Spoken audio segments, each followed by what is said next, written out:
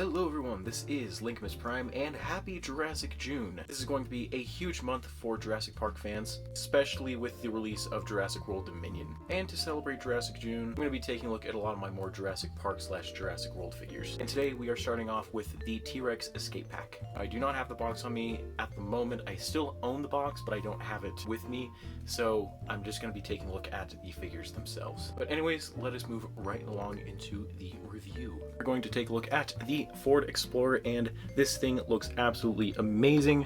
We do get a lot of the Jurassic Park detail and the paint, which does look very, very nice. Jurassic Park logo on the front, some headlights as well, and some painted detail, like especially right here on the lights, and especially some of the green and red accents in some of these areas.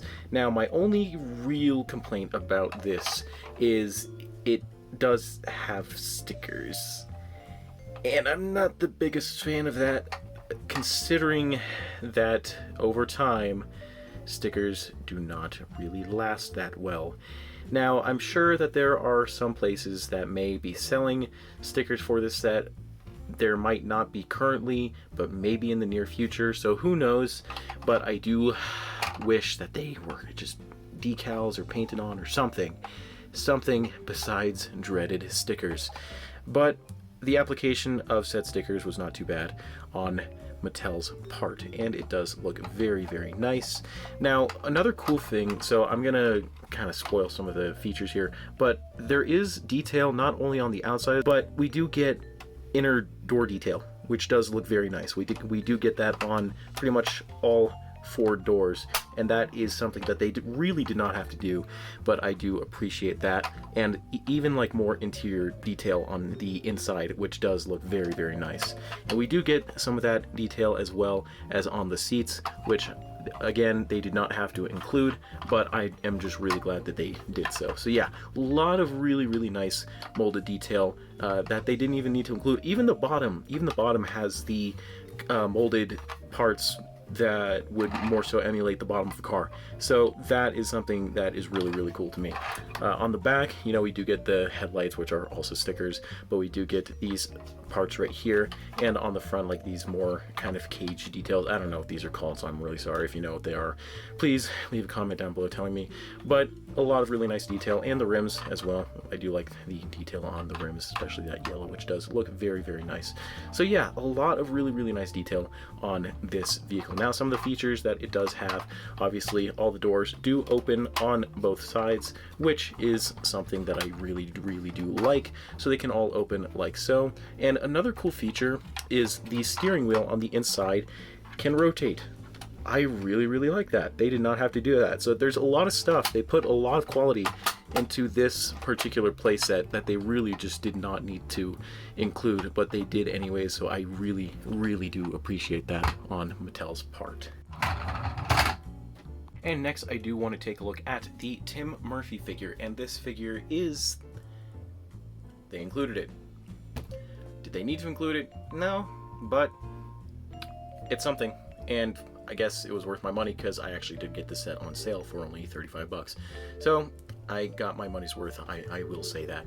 But the Tim figure does look pretty cool. The face does look but it's cool because they used the photoreal technology for his face. So it does work in some aspects, but when it comes to how it was applied, that can be a debatable aspect. Now, when it comes to even more detail, there's not really much going on here. I mean, he's Tim from Jurassic Park, so yeah, there is a bit of paint dripping on this arm, and I'm not the biggest fan of that. There is not really much here on this arm, so that's good. So this arm is a little bit better. There are the seam lines that are on the arms, but he does get that blue bandana around his neck, the shirt with the stripes, the khaki shorts, all that kind of stuff. And the hair is applied actually very nicely. The hair is not really applied messily.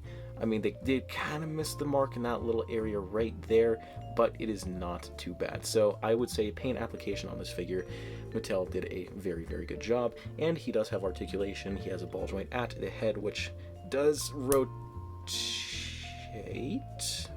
Good, I thought I broke that.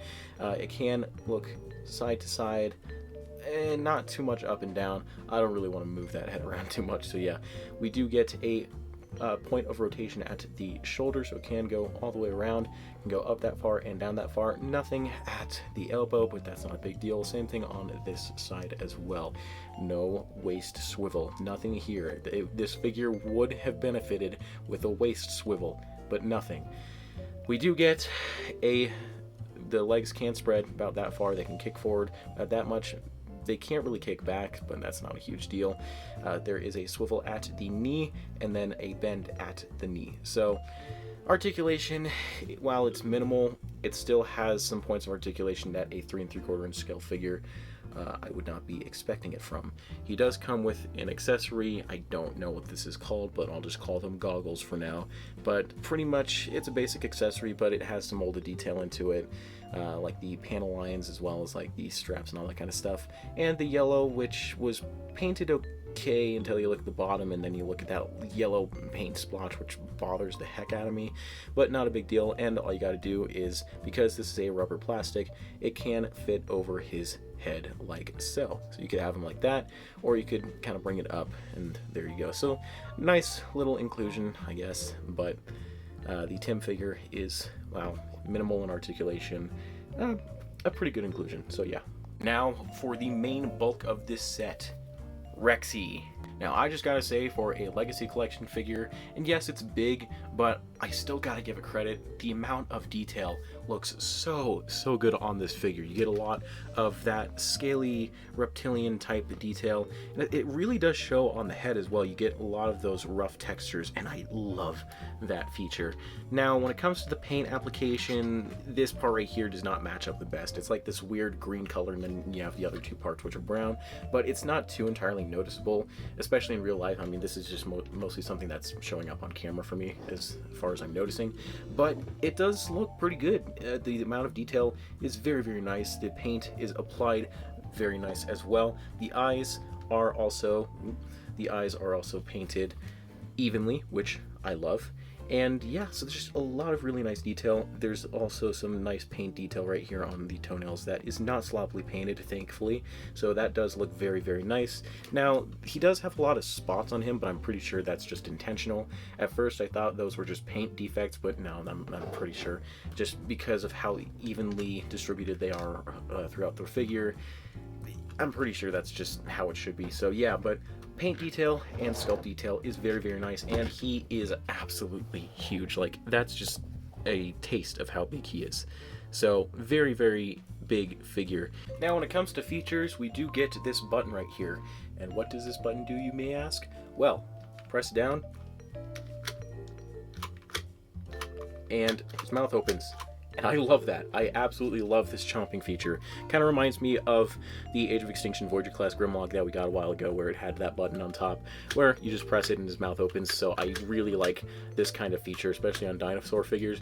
The only drawback when it comes to these is that you can't keep it open. You have to keep it open with like something like in the mouth or like even a toothpick, and I just don't like that, because I kind of want to display this figure with his mouth open, but the only way I'd be able to do that is to like have something in there to keep it open, and that just would not look good to me. So I have really no choice but to keep it closed like that, or maybe just try to find a way to keep the button pressed. So I really don't know, but that's pretty much the only like feature that we get, but it does work to an extent. And now the inside of the mouth is detailed pretty nicely as well. You do get the tongue right here, especially that fold underneath. There's even detail underneath the tongue, which is very nice, and as well as on the roof of the mouth. The teeth are also painted very nicely. They are not messily painted, which I really like. So a lot of really nice detail on pretty much most parts of the figure. The only part where it does get broken up is when you can see the inside of the mouth. That is not what a real dinosaur looks like, but don't worry, I do understand the fact that this is a toy. But yeah, so a lot of really nice painted, sculpted, and one feature, but I still like that. So yeah. Also, I just gotta mention one thing, but I tend to say he a lot in my reviews, so I'm trying to get used to the fact that this is actually a female, so forgive me for that aspect. What I'm trying to say is her, so this is a is a female, so yeah. And now let us talk about her articulation. We do get a dumbbell ball joint essentially right in this area, so it does allow for a lot of moving range, especially going side to side, and I really like that. And because of that aspect, you know, you can get a lot more. That's the only part that I don't like about this, is like there's some joints that are just very squeaky, and it's, while I know it wouldn't break, it's just kind of annoying. But yeah, but she can look down that far, up that far, and swivel right at this joint, so yeah. And then in the arms can rotate all the way around mostly. You kind of have to put it in a different, or in a certain way, but you do get the joints here. This is a weird place to put joints in my opinion, or like especially like the outward moving joints. Like you'd think that they'd probably put them more so outward so that they can like move outward, but no, they put it in the side. So I think that's kind of weird, but it's different. But you can have them like that or like that. I don't know, I try to keep them like that. This just looks more natural to me. But yeah, so that's pretty much the arm articulation. In the legs can spread about that much and go in about that much. They can rotate all the way around, but it's very clicky.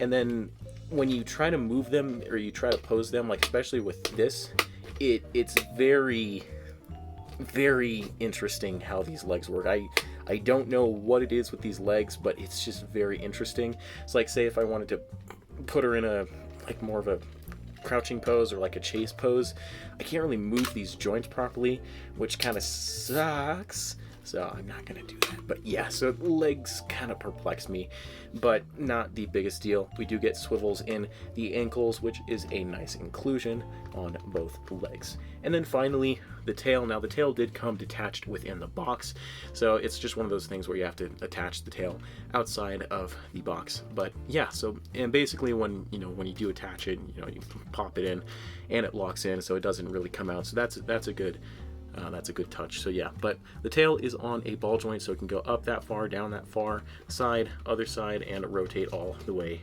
around. So yeah, a lot of pretty decent articulation for Rexy here, and it does what it needs to. It's not too articulated, but honestly, that's why we are getting the Hammond Collection figure, which I am very excited for. But yeah, articulation on this figure is not too bad. For a size comparison, here we have the T-Rex next to my last Jurassic review, the Jurassic Park Hammond Collection Velociraptor. Sorry, I just had to do this. Hammond Collection Baryonyx, Legacy Dominion Velociraptor, and good old Mechagodzilla. And I almost forgot to mention this detail and this feature on the Ford Explorer, but there is this piece right here, and it moves down. Want to know what that's for?